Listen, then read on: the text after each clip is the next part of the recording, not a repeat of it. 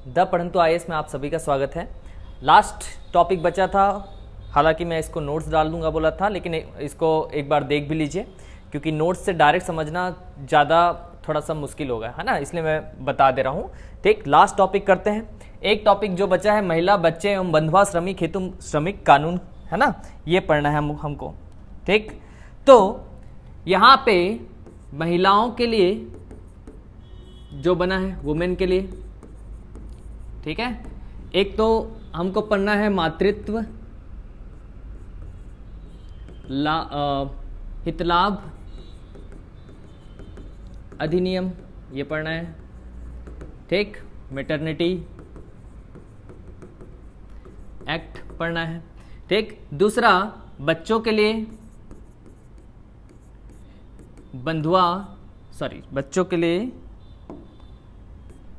ठीक, बच्चों के लिए हमको पढ़ना है बाल श्रम प्रतिषेध अधिनियम, है ना।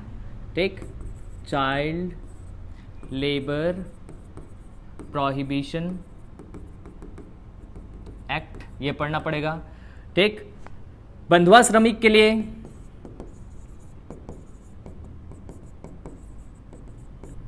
ठीक, बॉन्डेड लेबर के लिए बंधुआ मजदूरी प्रतिषेध अधिनियम देखना है। ठीक, बॉन्डेड लेबर प्रोहिबिशन एक्ट देखना पड़ेगा। ठीक, और सबके लिए एक और एक्ट देखना पड़ेगा, समान श्रमिक अधिनियम, है ना। ठीक, इक्वल वर्क एक्ट, ये 4 देखना पड़ेगा।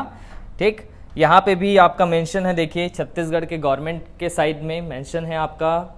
ठीक, देखिए छत्तीसगढ़ शासन श्रम विभाग में जाओगे आप लोग तो कैसे पता चलेगा क्या क्या पढ़ के जाना है आपको इस टॉपिक में। ठीक, तो महिला श्रमिक, है ना, महिला श्रमिक के लिए यहाँ पे पूरा मेंशन है, देखिए, है ना। मातृत्व ये समान पारिश्रमिक अधिनियम 1976, प्रसूति हितलाभ अधिनियम 1961, है ना। ठीक, और आपका यहाँ पे प्रसूति हितलाभ अधिनियम के अंतर्गत ये क्या क्या आएगा, ये अभी इतना ही पढ़ के मत चले जाना और पूरा डिटेल करना है ना। ठीक, बाल श्रम में, है ना, कैसे क्या क्या पढ़ना है यहाँ पे दिया है पूरा, है ना। उससे पता चलता है कि आपको क्या क्या पढ़ के जाना है ना। तो देखिए, सबसे पहले सबसे ज़्यादा चांसेस जो है पूछने का, सबसे जो इम्पोर्टेंट है उसको देखेंगे, मातृत्व हितलाभ अधिनियम। ठीक, ये बस थोड़ा टाइम टेकिंग है, ये थोड़ा सा ज़्यादा पढ़ना है, बाकी तो है ना 10-10 मिनट का काम है ना। तो सबसे पहले हम लोग देखते हैं क्या,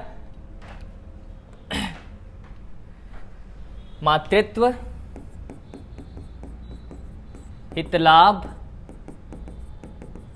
अधिनियम, अच्छे से समझिएगा। ठीक, मैटरनिटी एक्ट। ठीक, मातृत्व हितलाभ अधिनियम कब आया, तो 1961 में। ठीक, कब आया, 1961 में।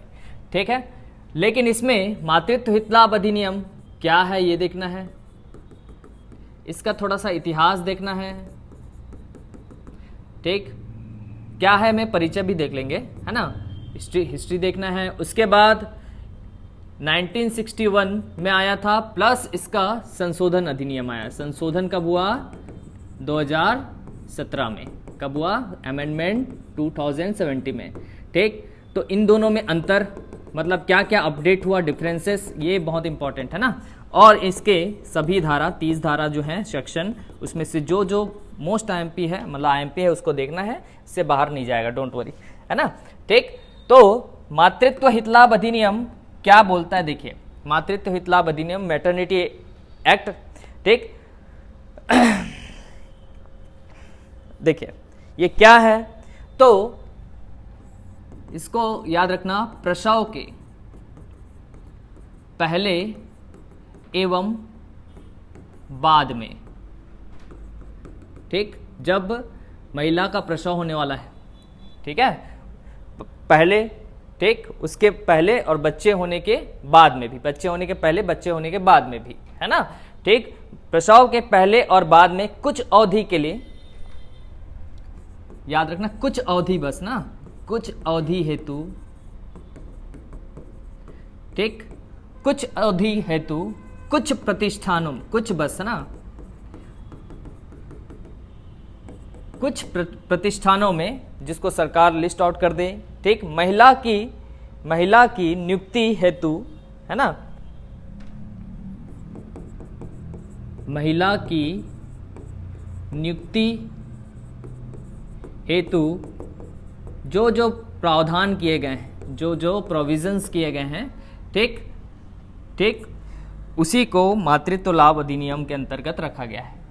ये मतलब प्रसव के पहले एवं बाद में कुछ अवधि हेतु, है ना, पूर्ण रूप से, है ना, ताकि प्रसव पूर्ण रूप से स्वस्थ तरीके से हो सके।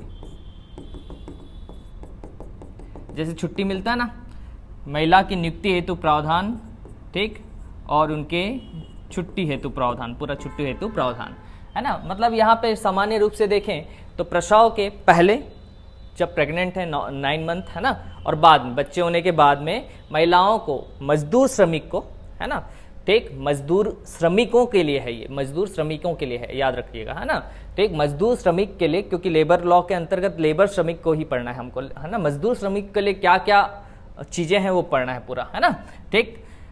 तो ये तो ठीक है। मातृत्व हितलाभ अधिनियम कब आया बोलेंगे तो 12 दिसंबर 1961, है ना, इसी में याद रख लेना, ये कब आया तो 12 दिसंबर 1961 को लागू किया गया था। कब लागू किया गया था? 12 दिसंबर 1961 को। और इसमें कितने धाराएं हैं? तो 30 धाराएं हैं। कितने सेक्शंस हैं इस अधिनियम में? तो 30 धाराएं हैं, ये याद रखना है।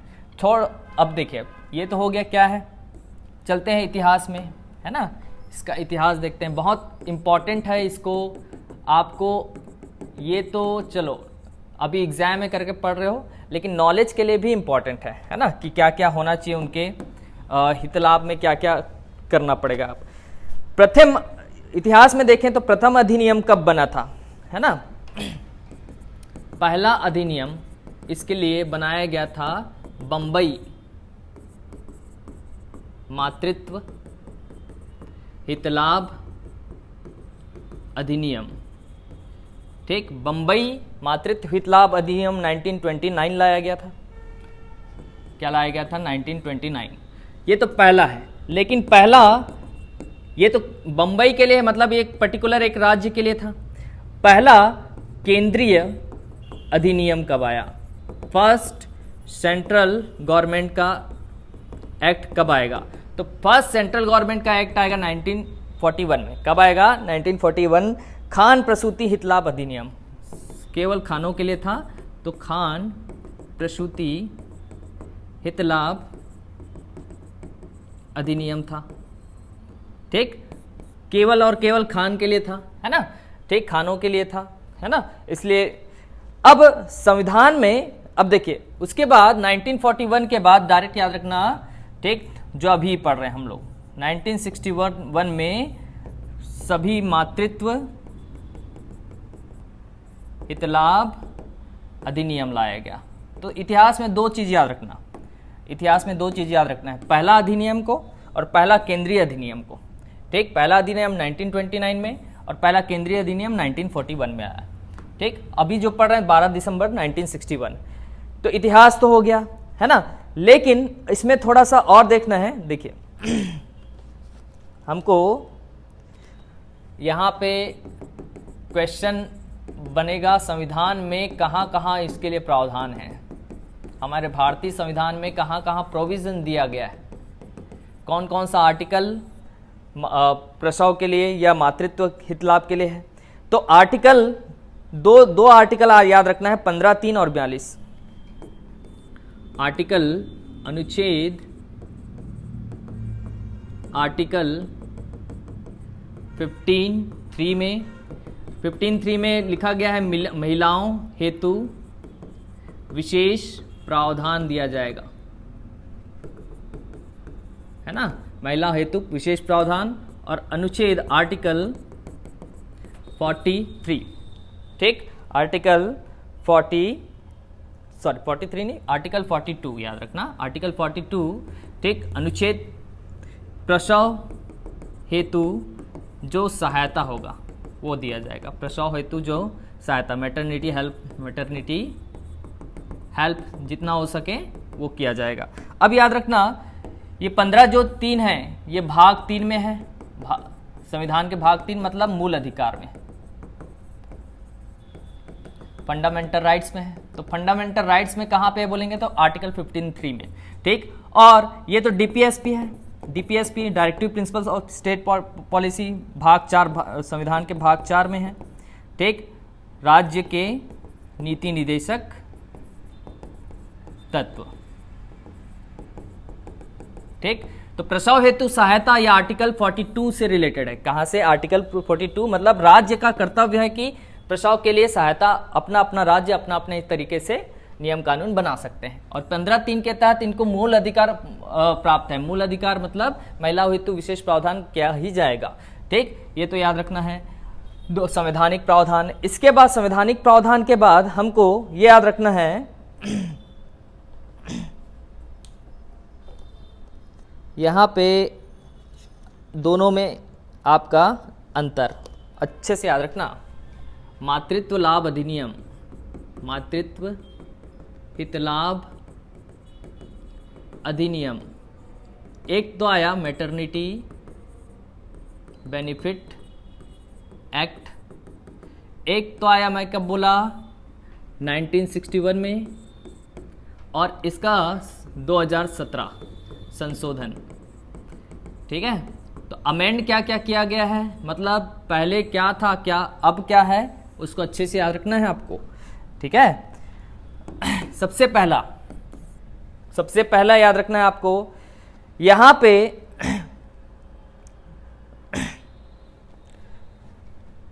प्रसव के पूर्व 6 सप्ताह मतलब 6 वीक 6 सप्ताह का छुट्टी ले सकती थी, है ना, 1961 में।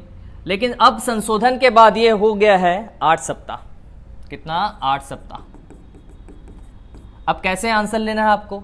अगर वो पूछा वर्तमान में पूछा तो 8 सप्ताह आंसर लेना है, और अधिनियम 1961 के तहत पूछा तो 6 सप्ताह। प्रसव के पूर्व मतलब जब बच्चा नहीं हुआ है उसके पहले कितने सप्ताह छुट्टी ले सकती है वो? 6 सप्ताह, और उसके मतलब अभी वर्तमान में 8 सप्ताह हो गया, ठीक। अब प्रसव के बाद जब बच्चा हो गया तो प्रसव के बाद भी यहां पे 6 ही सप्ताह था, है ना, ठीक, 6 वीक बस था। अब 6 ही सप्ताह, देखो बच्चा होने के बाद जो माँ होती हैं उनको बहुत सारा प्रॉब्लम होता है, तो 6 सप्ताह में कैसे रिकवर कर लेंगे भाई? तो इसको बढ़ाकर 18 सप्ताह किया गया। छुट्टी उनको कितना मिलेगा? 18 सप्ताह, ठीक है। प्रसव के पहले 6 सप्ताह, प्रसव के बाद 6 सप्ताह था, वो 18 सप्ताह, 8 और 18 मतलब यहाँ पे कुल बोला जाए तो कुल सिर्फ 12 सप्ताह ही छुट्टी दे रहे थे, 6 और 6। यहाँ पे कुल बोला जाए तो 26 सप्ताह कर दिया गया इसको, टोटल कितने? ठीक, 26 कर दिया गया। पहला अंतर याद रखना है ना। दूसरा अंतर यहाँ पे ये याद रखना है, 1961 में अगर किसी महिला का 2 या उससे अधिक बच्चे हो गए, यहां तो 1961 में बोला गया था 2 या उससे अधिक बच्चों के लिए यहां पे कोई भी लाभ नहीं दिया गया था, कोई भी लाभ नहीं दिया गया था, मतलब ये छुट्टी उट्टी नहीं मिलेगा बोला, ठीक। लेकिन यहां पे बोले 2 या उससे अधिक बच्चों के लिए 2017 में संशोधन कर दिया गया, ये प्रसव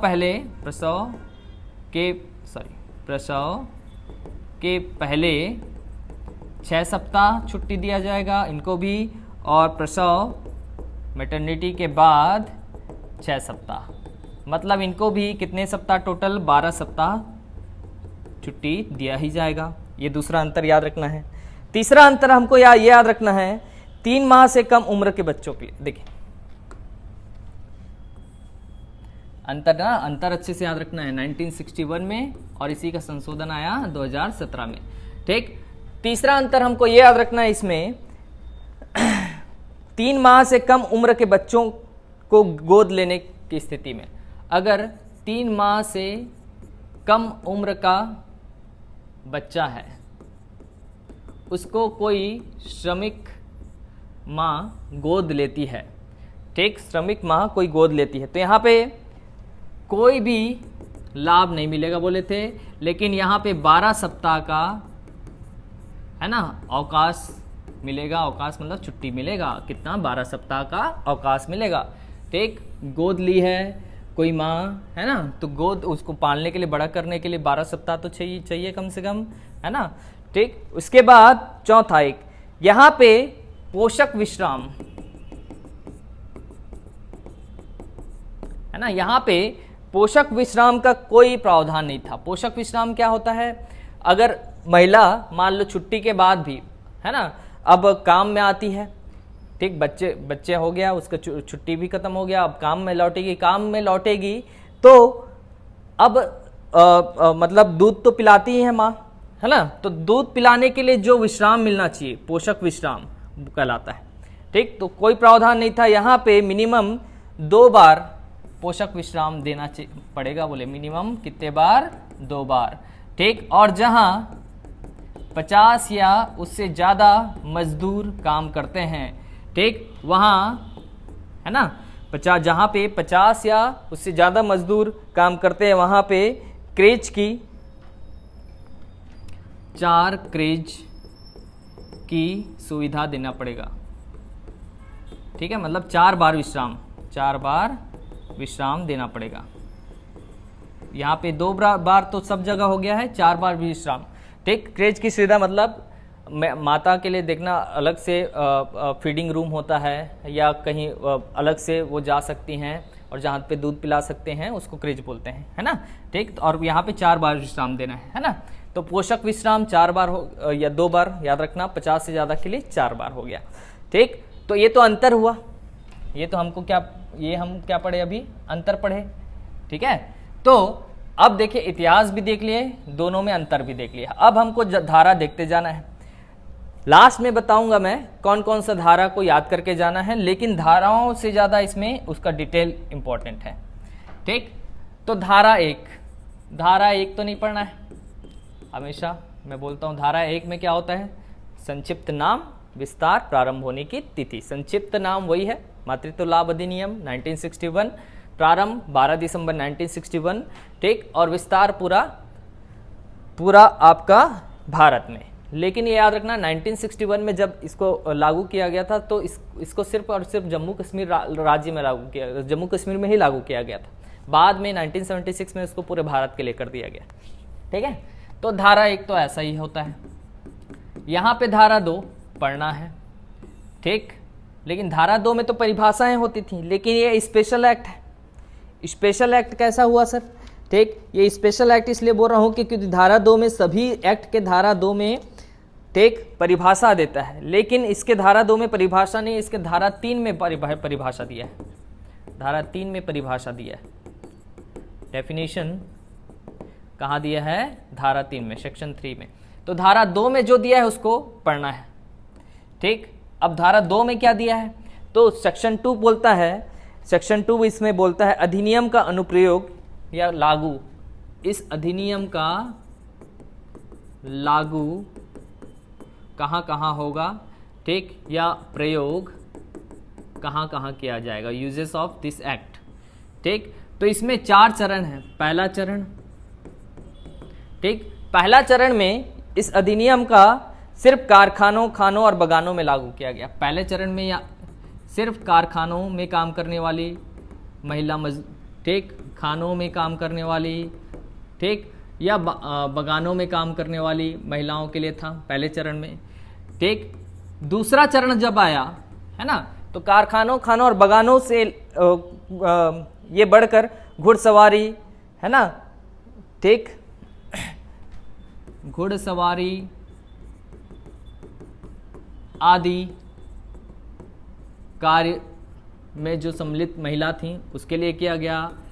तीसरा चरण में इसको बढ़ाकर क्या किया गया, राज्य सरकार ऐसे दुकान जहां 10 या उससे ज्यादा कामगार हैं, है ना, ठीक, मतलब 10 से अधिक कार्य जिन कारखानों में हो रहा था उसमें सभी में लागू कर सकती थी कौन? केवल राज्य सरकार।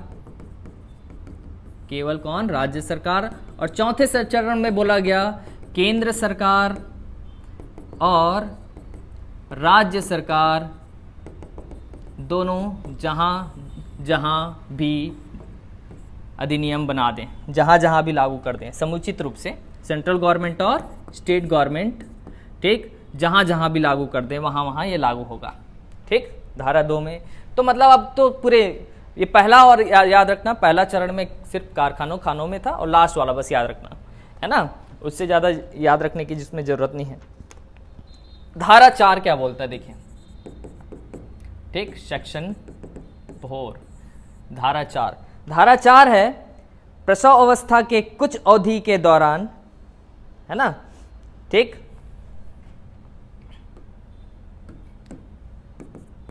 प्रसव अवस्था है मान लो, ठीक, किसी महिला का, है ना, तो उसके कुछ अवधि के लिए, ठीक, शॉर्ट टर्म के लिए कुछ अवधि हेतु, ठीक, कार्य करने में इसका प्रतिषेध होगा, है ना, उसको वर्क आप नहीं करवा सकते, ठीक, प्रसवावस्था में कुछ अवधि के लिए कार्य करने में प्रतिषेध, मतलब वो कार्य नहीं करेगी मैटरनिटी में, है ना वो करेगी ना आप करवा सकते हो। अगर आप करवाए जबरदस्ती तो आपको दंड का प्रावधान है, ठीक है, याद रखना, ठीक। अब ये याद रखना धारा 5,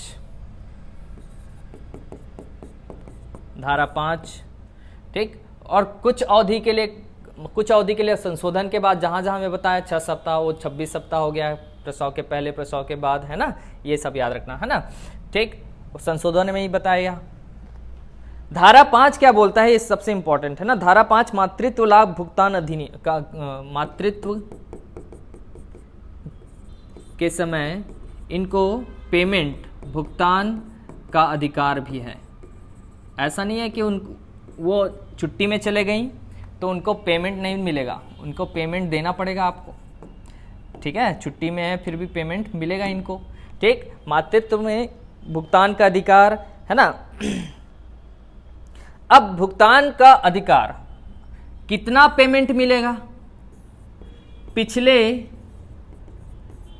3 माह का जो औसत भुगतान है वो मिलेगा।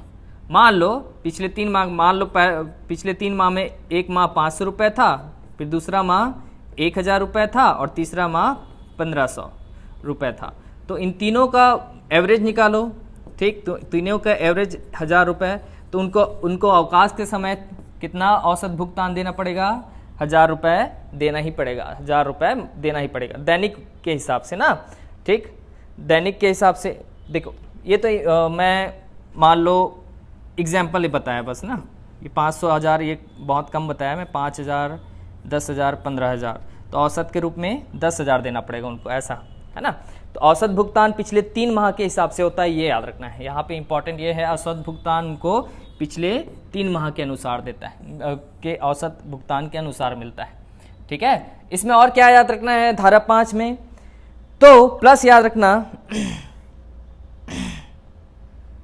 भुगतान इनको, पेमेंट इनको तभी मिलेगा जब ये पिछले 12 माह में कम से कम 80 दिन का, मैं रिकॉर्डिंग किए ही जा रहा था लेकिन कुछ गड़बड़ होके वो कट गया था, तो पूरा पढ़ा दिया हूँ, तो उसको डिक्टेट कर देता हूँ मैं, है ना। तो देखिए धारा 5 में के तहत जो देख रहे थे, भुगतान पिछले 12 माह का कम से कम, ठीक, 12 माह में कम से कम 80 दिन वो कार्य की हो तभी मिलेगा उनको, ठीक, भुगतान पेमेंट। मैक्सिमम 26 सप्ताह, मतलब 8 प्रसव पहले 18 प्रसव बाद, है ना। ये पहले कितना था? 12 सप्ताह था, 2 या 2 से अधिक स्थान पर 12 सप्ताह, ठीक, ये तो संशोधन के बाद हो गया। अब देखिए धारा 6 क्या बोलता है, धारा 6 बोला है, ठीक, मातृत्व लाभ हेतु दावा कर सकते हैं, क्लेम, है ना, अवकाश के पहले जाने के पहले नोटिस या रिटर्न में देना जरूरी है,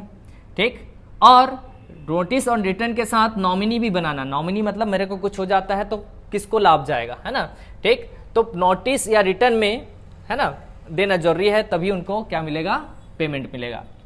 अब देखिए भुगतान प्रसव पहले 8 माह और प्रसव बाद देखो प्रसव पहले 8 माह के लिए 8 माह नहीं 8 सप्ताह है ना, 8 सप्ताह के लिए, और प्रसव बाद 18 सप्ताह के लिए वो जा सकती हैं, है ना। तो प्रसव पहले अगर जा रही हैं 8 सप्ताह के लिए तो उनको एडवांस एक साथ दे दिया जाएगा, ऐसा नहीं कि हर महीने दिया जाएगा, उनको एडवांस 8 सप्ताह का पूरा दे दिया जाएगा। वैसे ही 18 सप्ताह का भी एडवांस प्रसव बाद मतलब बच्चे के होने के 48 घंटे के अंदर उनको, ठीक, सारा भुगतान कर दिया जाएगा। धारा 7 में क्या बोला गया है, स्त्री श्रमिक की अगर मृत्यु हो गई तो भुगतान किसको जाएगा, नॉमिनी या उसके उत्तराधिकार को जाएगा, जो नॉमिनी रिटर्न में दिया रहेगा, ठीक, उनको जाएगा। धारा 8 में बोला गया है कि चिकित्सा बोनस भी मिलेगा। चिकित्सा बोनस कितना मिलेगा, तो छत्तीसगढ़ में 2500 रुपए चिकित्सा बोनस के रूप में, जब से जैसे डॉक्टर वॉक्टर का खर्चा ज़्यादा हो जाता है तो चिकित्सा बोनस के रूप में 2500 रुपये गवर्नमेंट के वेबसाइट में दिया गया है। प्रत्येक 3 माह में प्रत्येक 3 साल में चिकित्सीय बोनस को बढ़ाया जा सकता है, ये भी प्रावधान है। प्रत्येक कितने साल में, 3 साल में, और अधिकतम कितना बढ़ा सकते हैं, मिनिमम अभी लेकिन 2500 गवर्नमेंट के वेबसाइट में तो लिखा है, लेकिन अभी 3500 मिलता है। देखिए गवर्नमेंट का वेबसाइट में दिखा देता हूँ कहाँ पे लिखा है, देखिए यहाँ पे लिखा है प्रसूति हित लाभ अधिनियम 1961 के तहत महिला श्रमिक को प्रसूति काल में 12 सप्ताह का संवैधानिक अवकाश एवं 2500 रुपये चिकित्सा बोनस के प्रावधान किए गए। ये 12 सप्ताह मैं अभी बताया ना, 12 सप्ताह लेना अगर 1961 के तहत पूछा है ना, और संवैधानिक अवकाश बोला तो 2500 ही लेना। हालांकि वर्तमान में वो 3500 रुपये हो गया, 3500 हो गया है, वर्तमान में 3500 हो गया। और चिकित्सीय बोनस कितना अधिकतम हो सकता है, तो 20,000 रुपये तक हो सकता है, याद रखना। धारा 9 में गर्भपात हेतु अवकाश भी ले सकते हैं, ये बोला गया है, लेकिन 9 का याद रखना।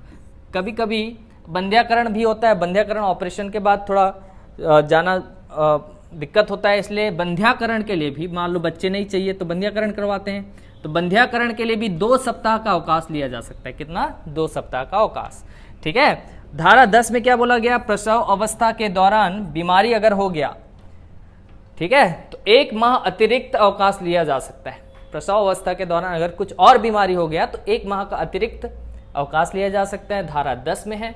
धारा 11 वही पोषक विराम, पोषक विराम 1 दिन में, अगर देखिए कभी कभी अब दूध पिलाने के लिए मैटरनिटी मतलब बच्चों को दूध पिलाना है ना, तो कितना देना है, 1 दिन में 2 बार, ठीक। लेकिन जहाँ पे 50 से ज़्यादा मजदूर काम कर रहे हैं वहाँ 4 बार होगा, ठीक। ये धारा 11 का जोड़ा गया, 4 बार वाला, ठीक है, धारा 11 का जोड़ा गया है ना, अलग से संशोधन में किया गया है।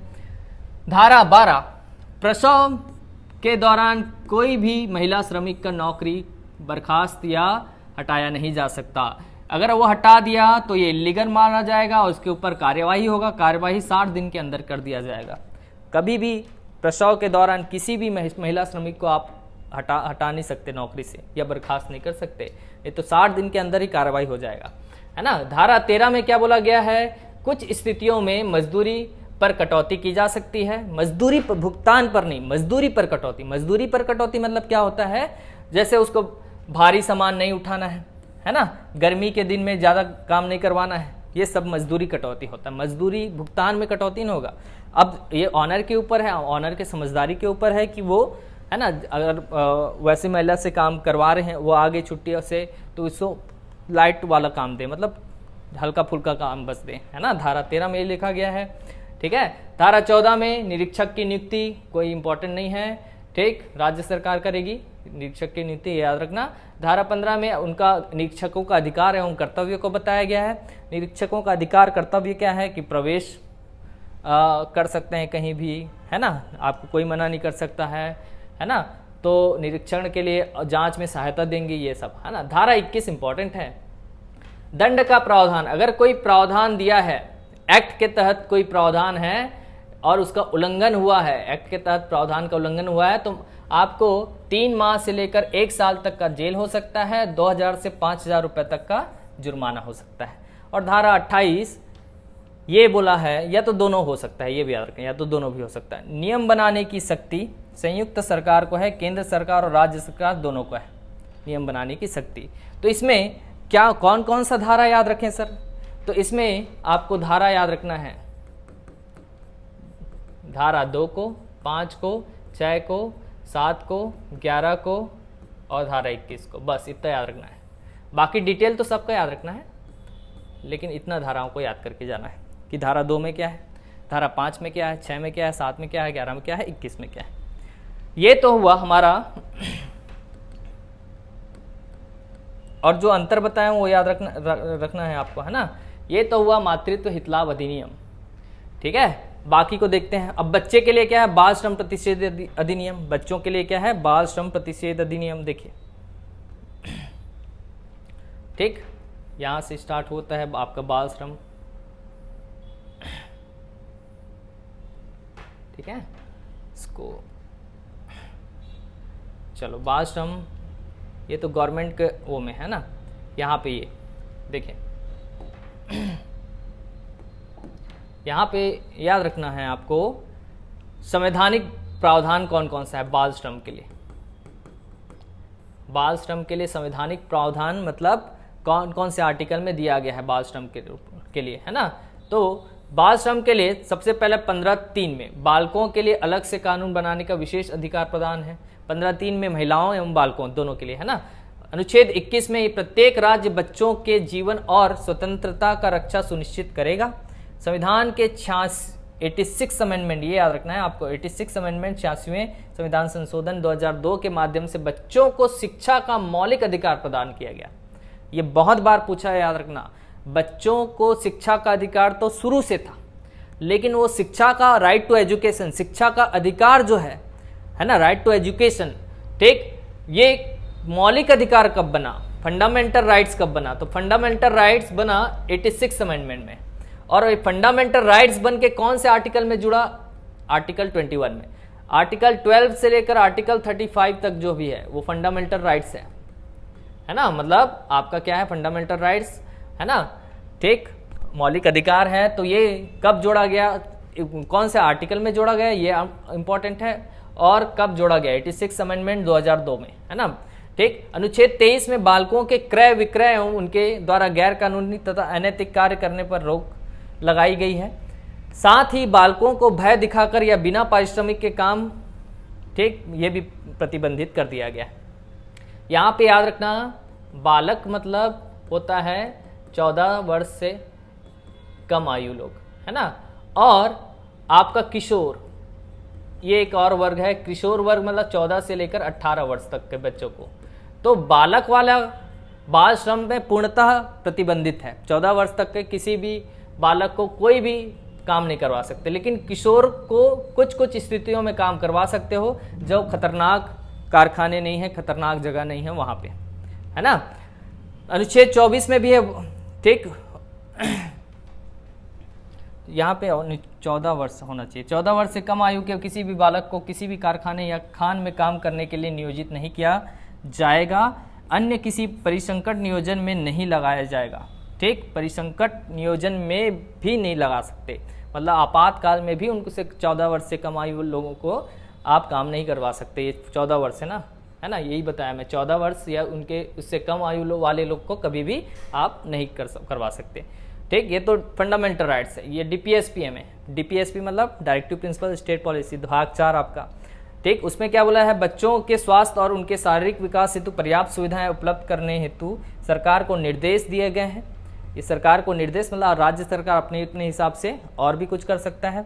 39E में बच्चों के बचपन की रक्षा करने और यह सुनिश्चित करने के निर्देश दिए गए हैं कि उन्हें ऐसे कार्यों में न लगाया जाए जो उनकी उम्र व स्वास्थ्य के लिए घातक हों, ठीक। अनुच्छेद 39C में बचपन तथा जवानी का शोषण व नैतिक और आर्थिक परित्याग का विरुद्ध संरक्षण का अधिकार देता है, ठीक है। इतना याद रखना है आपको। संवैधानिक प्रावधान में और थोड़ा सा है एक, है ना, एक बस और याद रख लेना। आर्टिकल 45 में भी ये बोला गया है 14 वर्ष की आयु पूर्ण होने तक सभी बालकों को निःशुल्क शिक्षा उपलब्ध करवाई जाएगी। ये कानूनी प्रावधान है, निःशुल्क शिक्षा का प्रावधान। तो याद रखना आपका निःशुल्क शिक्षा का प्रावधान आर्टिकल 45। अगर आपको इतना ज़्यादा नहीं करना है तो आर्टिकल 21 इंपॉर्टेंट है और आर्टिकल 45 इंपॉर्टेंट है। आर्टिकल 21 में ये याद रखना 86 अमेंडमेंट 2002 करके शिक्षा के अधिकार को मौलिक अधिकार घोषित किया गया। आर्टिकल 45 में याद रखना इनको शिक्षा का अधिकार निःशुल्क है, मतलब निःशुल्क एवं अनिवार्य रूप से देना है, आर्टिकल 45 बोलता है। ठीक है, ये याद रखना है आपको संवैधानिक प्रावधान में। बाकी तो भारतीय दंड संहिता नहीं पढ़ना है आपको। ठीक है, अब देखिए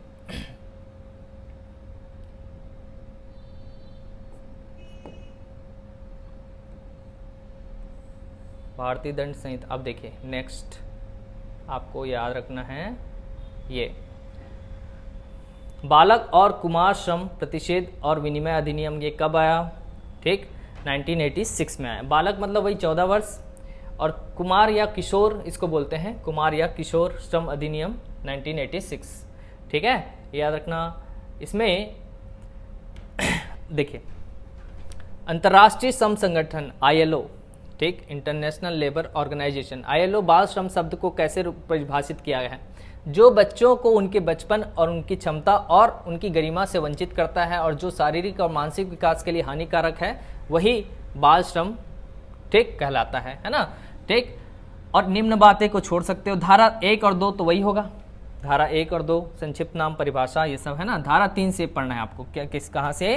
धारा 3। अब धारा 3 में क्या है देखिए, किसी भी व्यवसाय या प्रक्रिया में बच्चों को रोजगार पर प्रतिबंध है। किसी भी रोजगार, ठीक, व्यवसाय या प्रक्रिया में, है ना, बच्चे को किसी भी व्यवसाय या प्रक्रिया में काम करने की अनुमति नहीं है। बच्चा केवल अपने परिवार कुटुंब के उस व्यवसाय में सहायता कर सकता है जो गैर खतरनाक होगा, तथा बच्चा अपने स्कूल के समय के बाद और छुट्टियों के दौरान काम कर सकता है, बस, है ना, जो अपने मतलब पापा मम्मी का जो रोजगार होगा ना उस पर बस। बच्चे किसी श्रव्य दृश्य मनोरंजन उद्योग में एक कलाकार के रूप में काम कर सकते हैं, जिसमें सर्कस को छोड़कर विज्ञापन, डॉक्यूमेंट्री, इंटरनेट, प्रश्नोत्तरी, रियलिटी शो, टैलेंट शो जैसे टेलीविजन कार्यक्रम या रेडियो कार्यक्रम, धारावाहिक का नाटक या अन्य ऐसे मनोरंजक या खेलकूद संबंधी गतिविधियां शामिल हैं, तथा ऐसी स्थितियों में जो सुरक्षा उपाय निर्धारण किए गए हैं उन्हें ध्यान में रखकर बालक काम कर सकता है। ठीक है ना, बशर्त है कि इस खंड के तहत कोई भी कार्य बच्चे की स्कूल शिक्षा को प्रभावित नहीं करना चाहिए, है ना, याद रखना। ठीक, अब कलाकार से क्या मतलब है ये सब, है ना। अब देखिए कुछ खतरनाक व्यवसायों और प्रक्रियाओं में किशोरों के रोजगार पर प्रतिबंध लगाया है। किशोरों का रोजगार, किशोर मतलब 14 से 18 वर्ष, ठीक है, 14 वर्ष तक का तो पूरा प्रतिबंध है, लेकिन 14 वर्ष वाले को कहाँ कहाँ आप लगा सकते हो मनोरंजन, जैसे सीरियल वीरियल में काम करते हैं ना कई बच्चे, है ना, वहाँ लगा सकते हैं। लेकिन 14 से 18 वाले किशोर कहलाते हैं, तो 14 से 18 वाले किशोरों को भी कहाँ कहाँ प्रतिबंध है, मतलब कौन कौन सी खतरनाक ऐसे रोजगार हैं, है ना, जहाँ पे प्रतिबंध है, अनुसूची में पूरा दिया गया है। पहला, सभी व्यवसायों में बच्चों का रोजगार 14 वर्ष से कम आयु के किसी भी बच्चे को किसी भी प्रतिष्ठान में मजदूर के रूप में काम करने में अनुमति नहीं दी जा सकती, यही बोला है। किशोरों को रोजगार देना अर्थात निम्नलिखित खतरनाक व्यवसाय और प्रक्रियाओं में 14 से 18 वर्ष की आयु के बच्चों को रोजगार देना एक अपराध है, खतरनाक प्रक्रिया और व्यवसाय, है ना। इस कानून के अनुसार बच्चा वह है जिसका उम्र 14 वर्ष से कम है और किशोर वह है जो 14 से 18 है, ये तो पहले पढ़ते आ रहे हैं। एक बच्चा अपने परिवार द्वारा चलाए जा रहे ऐसे व्यवसाय में काम कर सकता है, ये भी वही है ना। अब देखिए यहां से याद रखना है, एक किशोर शाम 7 बजे से प्रातः 8 बजे के बीच काम नहीं कराया जा सकता, ठीक, शाम 7 बजे के बाद और प्रातः 8 बजे के पहले ये होना चाहिए। एक किशोर के लिए काम करने के घंटे किशोर से 6 घंटा से अधिक नहीं हो सकता, ठीक। उससे इसमें 1 घंटा का 6 घंटे में भी 1 घंटे का अवकाश होना चाहिए उनके लिए, तथा समय की वह अवधि भी शामिल है जब उससे काम करने के लिए इंतजार करवाया जाता है। याद रखना 6 घंटा ही बुलाओगे, 1 घंटा उसको छुट्टी भी दोगे, उससे ज़्यादा काम नहीं करवा सकते।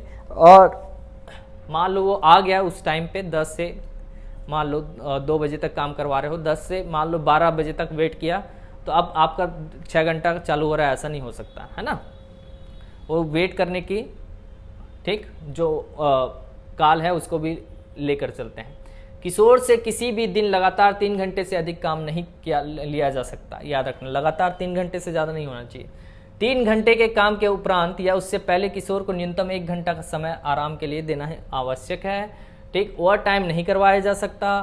ठीक, अन्य स्थान पर काम नहीं करवाया जा सकता है ना। बालक एवं किशोर कुमार जो लिखा है मतलब किशोर होता है ना। ठीक, 14 से 18 वर्ष। प्रतिसेव विनियम अधिनियम 1986। अब दंड का प्रावधान, पहले तो याद रखना दंड का प्रावधान कौन से आर्टिकल में है, तो 14 में। ठीक है, प्रावधान अगर 14(1) में लिखा है किसी भी व्यवसाय प्रक्रिया में बच्चे को काम करवा रहे हो आप, है ना, तो 6 माह से 2 साल तक की सजा होगी, या 20,000 से 50,000 रुपए तक का जुर्माना, या तो दोनों हो सकता है। और ये संज्ञेय मतलब ठीक कोई भी आपको मतलब संज्ञेय अपराध मतलब ये गैर जमानती है ना, गैर जमानती है आपका। ठीक, सूची में अब 14(1)(a) सूची में निर्धारित खतरनाक व्यवसाय और प्रक्रियाओं में किशोर को काम करने के लिए अगर बोले खतरनाक जगह, तो सेम है, दोनों का सेम है। ठीक है, ठीक, ये भी एक संज्ञेय अपराध है। 14(1)(b) में यदि बच्चे और किशोर के माता पिता या अभिभावकों द्वारा वह अपराध पहली बार किया जाता है ना, तो कोई दंड नहीं है, पहली बार, है ना। ऊपर वर्णित वर्गों में दिया गया अपराध यदि बच्चे और किशोर दोनों के मामले में दोहराया जाता है, मान लो ये एक बार तो कर लिया, दोहराया गया, तो कम से कम 1 वर्ष के लिए कारावास होगा, जिसकी अवधि 3 वर्ष तक बढ़ाए, 1 से 3 वर्ष तक का आपको दंड होगा। ठीक, धारा 14 यदि माता पिता या अभिभावकों द्वारा यह अपराध फिर से दोहराया गया, तो यहाँ पे तो कोई दंड नहीं देंगे पहली बार, लेकिन जुर्माना जिसे अधिकतम 10,000 रुपए तक बढ़ाया जा सकता है ना। यहाँ पे ये बोला गया इस अधिनियम के प्रावधानों और नियमों का पालन करने में असफल रहने से, जिसमें किशोरों के रोजगार के संबंध में नियम या उल्लंघन शामिल है, साधारण कारावास जिसे 1 महीने तक बढ़ाया जा सकता है, या जुर्माना जिसे 10,000 रुपए तक बढ़ाया जा सकता है। ये है, ठीक है। नेक्स्ट देखिए,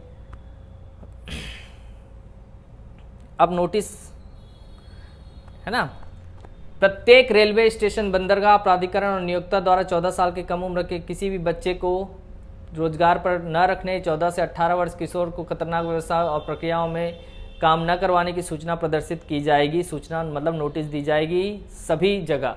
सूचना स्थानीय भाषा और अंग्रेजी भाषा में होनी चाहिए। सूचना स्पष्ट रूप से दिखाई देनी चाहिए, ठीक, और सबका ध्यान आकर्षित हो वहाँ पे, है ना। ठीक, उम्र का प्रमाण पत्र, जन्म प्रमाण पत्र के अभाव में उम्र चिकित्सा प्राधिकारी द्वारा अस्थिरीकरण परीक्षा अथवा उम्र को जांचने वाली किसी भी अन्य परीक्षा के माध्यम से किया जाएगा। यह परीक्षा केंद्र सरकार द्वारा निर्दिष्ट किसी भी उपयुक्त, मान लो किसी के पास जन्म प्रमाण पत्र नहीं है और कितना उम्र का है, तो उसको डॉक्टर को दिखाया जाएगा बस, है ना। अब देखिए, पुनर्वास, बाल और किशोर श्रम पुनर्वास कोष, ये क्या है। उपयुक्त सरकार 1 या अधिक जिलों में एक कोष का गठन करेगा, जिसे बाल और किशोर श्रम पुनर्वास निधि कहा जाएगा, जिसमें बालक या किशोर के नियोक्ता से जुर्माने की राशि वसूल की जाएगी। उस राशि को 1 या अधिक जिलों के क्षेत्राधिकार के भीतर स्थित पुनर्वास कोष में जमा किया जाएगा। उपयुक्त सरकार प्रत्येक बच्चे या किशोर खाते में 15,000 रुपए की राशि जमा करेगी। इसको अच्छे से नोट डाउन कर लेना, ठीक। अब उपवर्ग 1 और 2 के तहत सरकार द्वारा कोष में जमा की गई राशि ऐसे बैंकों में की जाएगी या अन्य ऐसे उचित तरीकों से जमा की जाएगी जैसा कि सरकार उचित समझे, है ना। जैसे भी जमा कर सकता है 15,000 रुपए को जमा की गई या निवेश की गई, जैसा कि मामला यहाँ पे 3 में दिया गया है, ठीक। और उस पर अर्जित ब्याज का भुगतान उस बच्चे किशोर को किया जाएगा जिसके पक्ष में राशि का जमा, मतलब उसी बच्चे को जब वो एडल्ट हो जाएगा 18 वर्ष से ज़्यादा, तब उसको राशि प्रदान किया जाएगा। ये याद रखना है आपको, है ना। अब श्रम अधिकारी का क्या भूमिका हो सकता है ना, वो दिया गया है। ये उतना इम्पोर्टेंट नहीं है, आपको पढ़ लेना है ना। श्रम अधिकारी का भूमिका और जिलाधिकारी की भूमिका क्या क्या रहेगी, है ना। मैं पूरा नोट्स भेज दूंगा आप लोग को, मतलब ऐप में डाल दूंगा, है ना। वो डाउनलोड भी हो सकता है भाई, उसको आप लोग डाउनलोड भी कर सकते हैं, है ना, याद रखना। अब नियोक्ताओं की भूमिका के लिए क्या नियम है ना।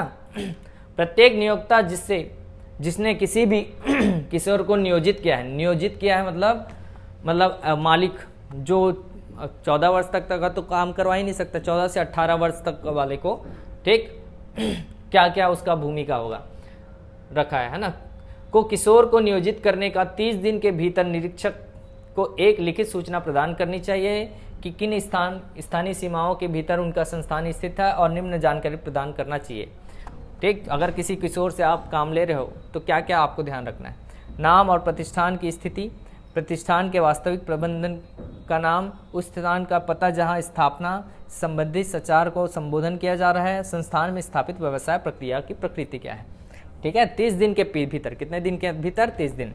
दूसरा याद रखना, प्रत्येक नियोक्ता अपने स्थानापन्न में काम करने के लिए नियोजित किशोर के संबंध में एक रजिस्टर रखेगा, मतलब जहां पे रजिस्टर रखेगा और सारा काम को उसका लिखते जाएगा, याद रखना। एक नोटिस जारी करेगा जिसमें काम कर रहे किशोरों के लिए छुट्टी का दिन निर्दिष्ट होगा, ठीक, याद रखना। शिकायत किससे करेंगे, अगर कुछ उल्लंघन हुआ तो शिकायत किससे और कहां करें, तो विशेष किशोर पुलिस यूनिट के सदस्य से जो प्रत्येक थाने पर नियुक्त होते हैं, विभिन्न बाल कल्याण संगठन में भी कर सकते हो, मेट्रोपॉलिटन मजिस्ट्रेट या प्रथम श्रेणी मजिस्ट्रेट की अदालत में भी कर सकते हैं, है ना, प्रक्रिया। अब देखो बाल मजदूरी मामला बाल मजदूरी मामला माननीय उच्चतम न्यायालय द्वारा MC मेहता बनाम, ये जो अलग अलग मामले हुए हैं, अलग अलग केसेस हुए हैं, वो है लिस्ट। इस केसेस को एक बार देख लेना, लेकिन इससे क्वेश्चन नहीं आएगा। अब देखिए, ये तो हो गया बाल मजदूरी, ठीक है। अब देखते हैं बंधुआ मजदूरी प्रणाली उत्सादन अधिनियम 1976। तो पहला तो क्वेश्चन यही बनता है, बंधुआ मजदूरी अधिनियम कब आया, तो 1976 में, ठीक है। तो बंधुआ मजदूरी को कई अंतर्राष्ट्रीय सम्मेलन के साथ साथ विभिन्न भारतीय विधानों में निषिद्ध प्रथा के रूप में परिभाषित किया गया है।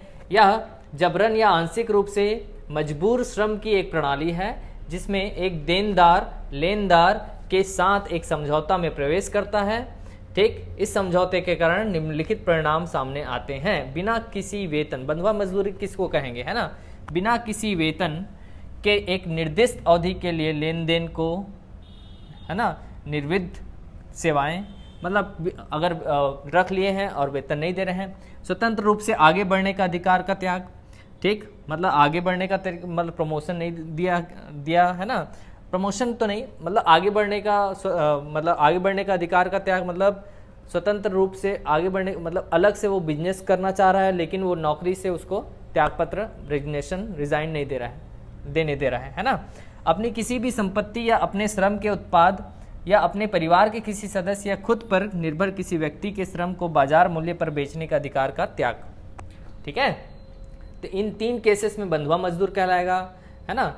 अब बंधुआ मजदूरी के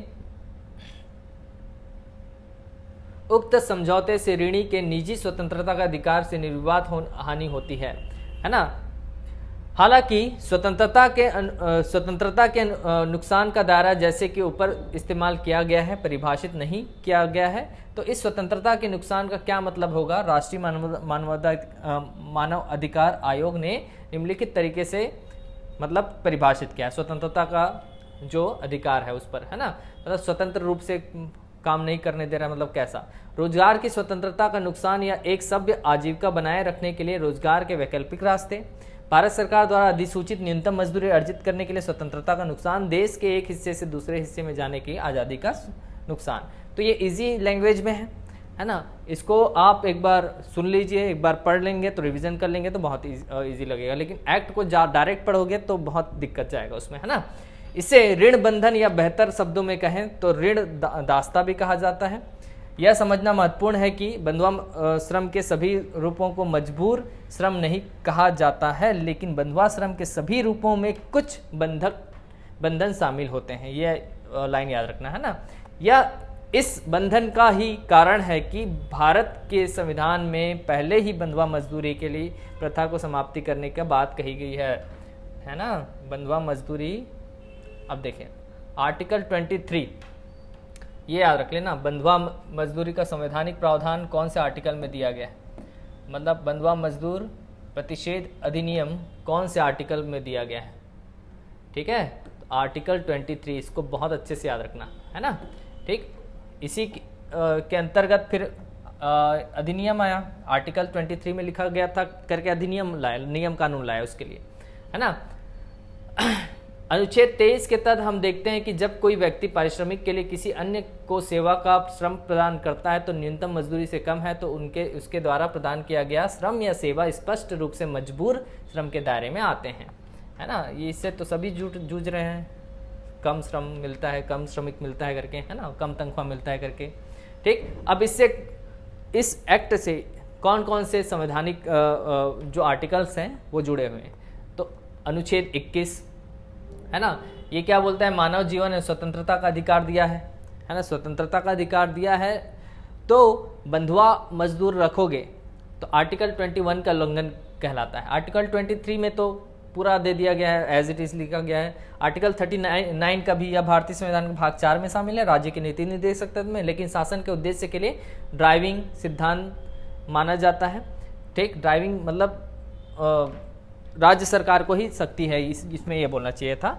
यह संवैधानिक प्रावधान राज्य को पर्याप्त आजीविका के अधिकार पर सुरक्षित करने के निर्देश देता है, इस पर, है ना, ये ज़्यादा इंपॉर्टेंट नहीं है। आर्टिकल 39 भी, है ना, और आर्टिकल 43 भी, है ना, लेकिन 2 ही आर्टिकल याद रखना आप लोग, 23 और 21 का हनन होता है अगर बंधुआ मजदूरी करवाते हैं तो, है ना। अब अधिनियम के कुछ धाराओं को याद रखना है आपको, ठीक है। अधिनियम में धारा 16, बंधुआ मजदूरी के लिए विवश करने हेतु क्या सजा होगी, जो कोई भी इस अधिनियम के शुरू होने के बाद किसी भी व्यक्ति को बंधुआ मजदूर बनाए रखता है तो उसे 3 साल तक कारावास, साथ ही 2000 रुपए तक का जुर्माना होगा। 3 साल प्लस 2000 रुपए तक का जुर्माना, दोनों एक साथ ही बोला है ना। धारा 17, बंधुआ कर्ज को बनाए रखने के लिए, कर्ज मतलब उनका तनख्वाह नहीं दे रहा है ना, जो कोई इस अधिनियम के शुरू होने के बाद बंधुआ कर्ज को बनाए रखता है 3 साल तक का कारावास, साथ ही 2000 रुपए तक का जुर्माना, सेम, ठीक। धारा 18, बंधुआ श्रम प्रणाली के तहत बंधुआ मजदूरी व्यवस्था को चलाए रखने के लिए सजा, ठीक है। अब देखिए, जो कोई इस अधिनियम के शुरू होने के बाद किसी भी प्रथा, परंपरा, अनुबंध, समझौते या अन्य साधन के आधार पर किसी भी व्यक्ति या ऐसे व्यक्ति के परिवार के किसी भी सदस्य या ऐसे व्यक्ति के किसी भी आश्रित को बंधुआ श्रम प्रणाली के तहत बंधुआ मजदूर बनाकर बंधुआ मजदूरी व्यवस्था को चलाए रखता है तो, ठीक, उनको 3 साल का कारावास, साथ ही 2000 रुपए का जुर्माना होगा, ठीक। याद रखना, हम मतलब धारा 16 का, 17 का, 18 किसी का भी उल्लंघन करेंगे तो 3 साल 2000, है ना। बंधुआ मजदूरी के संपत्ति का स्वामित्व, उसे वापस करने में होने वाली चूक या विफलता के लिए सजा, है ना, तो इसको 1 वर्ष तक का कारावास और 1000 रुपए तक का जुर्माना होगा, याद रखना। तो जुर्माना फाइन वाले कहाँ कौन कौन से, 16, 17, 18 और 19, उसको अच्छे से याद रखना। एक केस हुआ था निर्जा चौधरी बनाम मध्य प्रदेश, ठीक, उसको पढ़ सकते हो, बंधुआ मजदूरी, लेकिन कौन सा केस हुआ था ये याद रखना। तो कौन कौन सा केस हुआ वो तो याद रखना पड़ेगा, है ना, कौन कौन से एक्ट में कौन कौन सा केस हुआ है ना। बंधुआ मजदूरी का पुनर्वास कैसे किया जाएगा, ठीक है, ये थोड़ा सा आपको याद रखना पड़ेगा, है ना। यहाँ से चलो इसको अच्छे से पढ़ना है ना, पुनर्वास वाला इंपॉर्टेंट है। बंधुआ मजदूरों के पुनर्वास के लिए केंद्रीय क्षेत्र योजना की मुख्य विशेषताएं क्या क्या है, देश में हर बंधुआ मजदूर जिसमें बाल बंधुआ मजदूर भी शामिल है को इस योजना के तहत कवर किया जाएगा। इस योजना में राज्य सरकारों को पुनर्वास हेतु नगद सहायता दिया जाना है, ठीक है। केंद्र सरकार इस योजना के अंतर्गत पूरा खर्च वहाँ करेगी। श्रम और रोजगार मंत्रालय द्वारा जिला राष्ट्रीय बाल श्रम परियोजना सोसाइटी का योजना के तहत फंड जारी किया जाएगा और जिला प्रोजेक्ट सोसाइटी, जिला प्रशासन सहित कार्यान्वित एजेंसियों को फंड जारी किया जाएगा। याद रखना कहाँ कहाँ से फंड जारी किया जाएगा। बंधुआ मजदूरों के सर्वेक्षण के लिए सहायता राशि प्रति वर्ष प्रति जिला 4.5 लाख रुपए है। कितना रुपए? 4.5 लाख रुपए है, ठीक। पुनर्वास पैकेज के रूप में वयस्क पुरुष लाभार्थी को 1 लाख रुपए प्रदान किया जाएगा, ठीक। लाभार्थी के सामने धन को वार्षिकी योजना में जमा करने अथवा नकद अनुदान प्राप्त करने का विकल्प होगा। जिला प्रशासन लाभार्थी की नकद धन की आवश्यकता का आकलन करेगी और इस मामले में उसके पक्ष में अपना सबसे बेहतर निर्णय देंगे, ठीक है। याद रखना, 1 लाख रुपए वाले को याद रखना है ना। ठीक, अनाथ बच्चे, बालिकाओं, महिलाओं और विशेष वर्ग के अन्य लाभार्थियों जो जबरन भीख मंगवाने वाले संगठन, जबरन बाल श्रम अथवा वेश्यावृत्ति जैसे समस्याओं से निकले हैं, उनके लिए पुनर्वास सहायता राशि 2 लाख रुपए होगा। ठीक, याद रखना, इसमें 1,25,000 प्रत्येक लाभार्थी का नाम पर वार्षिकी योजना में जमा होंगे तथा शेष राशि ईसीएस के माध्यम से लाभार्थी के खाते में जमा की जाएगी। कौन से माध्यम से? ईसीएस के माध्यम से, याद रखना है ना। ठीक, अब बंधुआ या बालात बेगाश्रम के मामले में तथा सर्वाधिक वंचित है ना व्यक्ति जैसे दिव्यांग, ठीक, वैश्यालय, मसाज पार्लर, प्लेसमेंट एजेंसी आदि से दुर्व्यापार या यौन शोषण से मुक्त कराई गई महिलाएं, बच्चे, ट्रांसजेंडर आदि मामलों में उन स्थितियों में जहां जिलाधिकारी उचित समझे पुनर्वास सहायता राशि 3 लाख हो जाएगी। 1 लाख किसके लिए, 2 लाख किसके लिए, 3 लाख किसके लिए, याद रखना है। जिसमें से 2 लाख रुपए प्रत्येक लाभार्थी के नाम पर वार्षिकी योजना में जमा किया जाएगा और 1 लाख रुपए ईसीएस किया जाएगा, है ना। अब देखिए, है ना, उपरोक्त लाभ ने अतिरिक्त पुनर्वास पैकेज में भूमि अथवा आवास तत्व आदि से संबंधित लाभ भी शामिल किए जाएंगे। ये उसके लिस्ट हैं, याद रखिएगा। ठीक, पुनर्वास सहायता राशि करने को अभियुक्त को सजा से जोड़ा गया है। ऐसे मामले में जहां संक्षिप्त विचारण से निष्कर्ष नहीं निकाला जा सकता, लेकिन डीएम, एसडीएम पहली बार में ही निष्कर्ष पर पहुंच गए हैं और बंधुआ मजदूरी के सबूत हैं, तब सजा का विवरण के अभाव में बंधुआ मजदूर को नगद सहायता देने का प्रस्ताव को नहीं रोका जा सकता, याद रखना है ना। ठीक है, और जिन मामलों में सारांश परीक्षण के समापन पर जिला अधिकारी, ठीक है, या उप अधिकारी इस निष्कर्ष पर पहुंचते हैं कि कथित मजदूर यद्यपि बंधुआ मजदूर होने की शर्त को पूरा नहीं करता, किंतु उसे सामाजिक आर्थिक सहायता की जरूरत है, तब ऐसे मामले में उसके लिए बंधुआ मजदूर होने की शर्त अनिवार्य नहीं है ना, याद रखना। ठीक, ऐसे मामले में जहां जिलाधिकारी या उप अधिकारी यह पाते हैं कि सारांश परीक्षण के लंबा खींच जाने के दौरान रिहा किए गए व्यक्ति की सुरक्षा, देखभाल, संरक्षण के लिए, जैसे कि भोजन, आवास, चिकित्सा सहायता, कानून सहायता, पीड़ितों, गवाहों के संरक्षण के लिए प्रावधान है आदि के लिए तत्काल सहायता की आवश्यकता है, तब किसी कानून या अन्य लागू किसी योजना के तहत तुरंत सहायता उपलब्ध कराई जाएगी। ठीक है ना। जिला प्रशासन जिले के उपयुक्त को वैसे उन अन्य अधिकारियों जिन्हें पुनर्वास योजना को लागू करने के लिए निरीक्षण का दायित्व सौंपा गया है, आपस में मिलकर रिहा कराए गए मजदूरों के एक अर्थपूर्ण कारगर स्थायी पुनर्वास के लिए लक्ष्य सुनिश्चित करना होगा। ठीक, उसके अनुसार बच्चों की शिक्षा को सुनिश्चित करने हेतु उन्हें सुविधाएं प्रदान करना, उनके विकास, पोषण, स्वास्थ्य संबंधी विभिन्न योजनाओं को ध्यान रखते हुए 12वीं कक्षा की शिक्षा तक उन्हें मनोविज्ञान परामर्श प्रदान करना जो उनकी जीवन शैली को नियंत्रित कर रहा है, उनके लिए नई संभावनाओं के द्वारा खोले गए। ठीक, कौशल विकास पुनर्विकास पैकेज के तहत एक अभिन्न अंग बनाया जाएगा, है ना। ठीक, बाकी को भी, हाँ, ये इंपॉर्टेंट है ना। प्रत्येक राज्य द्वारा जिला स्तर पर एक बंधुआ मजदूर पुनर्वास कोष बनाया जाएगा, जिसमें जिलाधिकारी के निपटान में कम से कम 10 लाख रुपए की स्थायी धनराशि होगी। मिनिमम 10 लाख होना जरूरी है ना, याद रखना। रिहा कराए गए व्यक्ति को कम से कम 20,000 रुपए की तत्काल सहायता जिला बंधुआ मजदूर पुनर्वास कोष के अतिरिक्त जिलाधिकारी निपटान में जिला प्रशासन द्वारा उपलब्ध करवाया जाएगा। कितना? 20,000 रुपए, ये याद रखना है। अब ये बंधुआ मजदूरी तो हो गया। ठीक, एक और याद रखना है, हम और अधिनियम हमको देखना है, समान पारिश्रमिक अधिनियम 1976। छोटा सा है, देखो 5 मिनट में हो जाएगा। ये लागू कब हुआ? 11 फरवरी 1976। इसमें 3 अध्याय हैं और 18 धाराएं हैं। कितने धारा? 18 धारा। उसमें से कुछ बस याद रखना है। ठीक, ये कौन से आर्टिकल से, संविधान के कौन से आर्टिकल से संबंधित है? 39, ये बस अच्छे से याद रख लेना। ठीक, बहुत इंपॉर्टेंट। आर्टिकल 39 में समान कार्य हेतु समान वेतन दिया गया है। ठीक, इसमें धारा 13 में भी बोला गया है इसका। धारा 13 में ये बोला गया है नियम के इस अधिनियम में केवल केंद्र सरकार ही नियम बना सकता है। ठीक, इस अधिनियम में, समान पारिश्रमिक अधिनियम में, है ना। धारा 4, हाँ, धारा 5, 6, 10 तो है, धारा 4 भी याद रख लेना है। ठीक, धारा 4, 1, 2 तो जानते हैं, धारा 4 क्या है? ठीक, इसमें समान